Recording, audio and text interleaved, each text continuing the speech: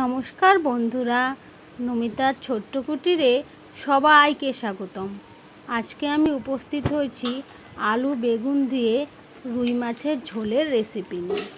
এটা তোমরা সবাই বানাতে পারো, বাট আমি কেমনভাবে বানাবো এটাই আজকে তোমাদের সাথে শেয়ার করব। সবার প্রথমে মাছগুলোতে আমি হলুদ ও নুন দিয়ে দিলাম।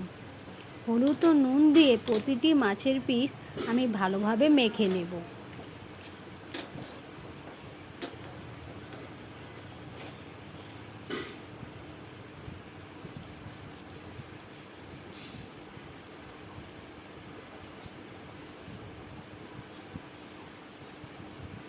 মাছের পিসগুলো মেখে আমি 10 মিনিট রেখে দেব।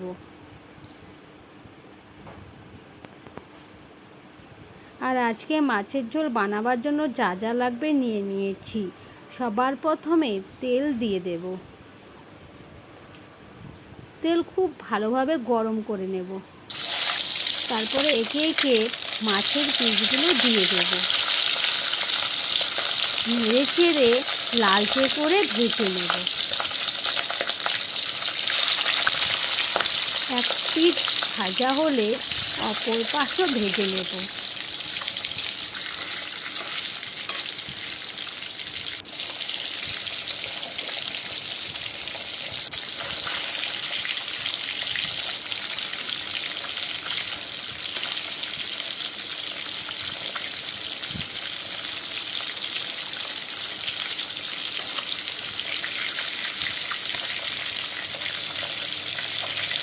উল্টে পাল্টে দুপাশই লাল করে ভেজে নিতে হবে।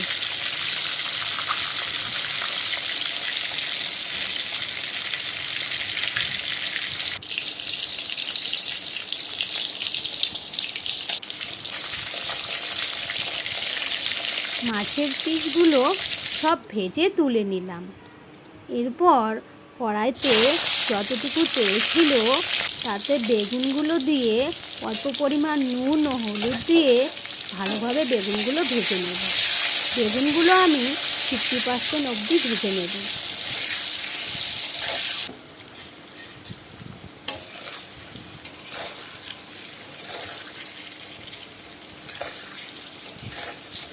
বেগুন ভেজে তুলে নেবার পর তেলের মধ্যে আমি অল্প পরিমাণ কালো জিরে ও 3-4টে কাঁচা লঙ্কা দিয়ে দেব।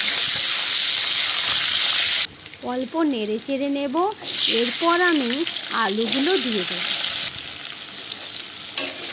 কাঁচা লঙ্কা ও কালো জিরের সাথে আলুগুলো আমি কিছুক্ষণ ভেজে নেব। আলুতে দিয়ে দেব অল্প পরিমাণ হলুদ ও নুন।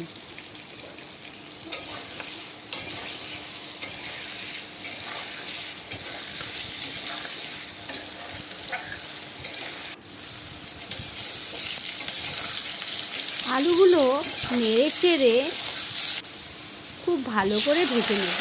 তারপর আমি আদা, শুকনো লঙ্কা ও জিরের যে পেস্টটি বানিয়েছিলাম সেটা দিয়ে দেব। সেটা দিয়ে আলুগুলো খুব ভালোভাবে কষিয়ে নেব। মশলার সাথে আলু খুব ভালোভাবে কষিয়ে নিতে হবে।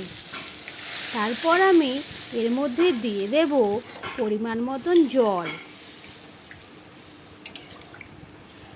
সমস্ত কিছু ভালোভাবে মিশিয়ে নেব। ঝোল খুব ভালোভাবে ফুটিয়ে নেব। তারপর একে একে মাছের পিসগুলো এর মধ্যে দিয়ে দেব।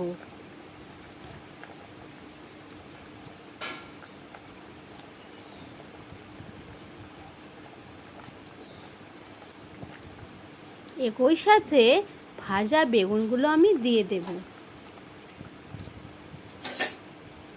সব কিছু ভালোভাবে মিশিয়ে নেব। 4 থেকে 5 মিনিট মিডিয়াম ফ্লেমে রেঁধে নেব।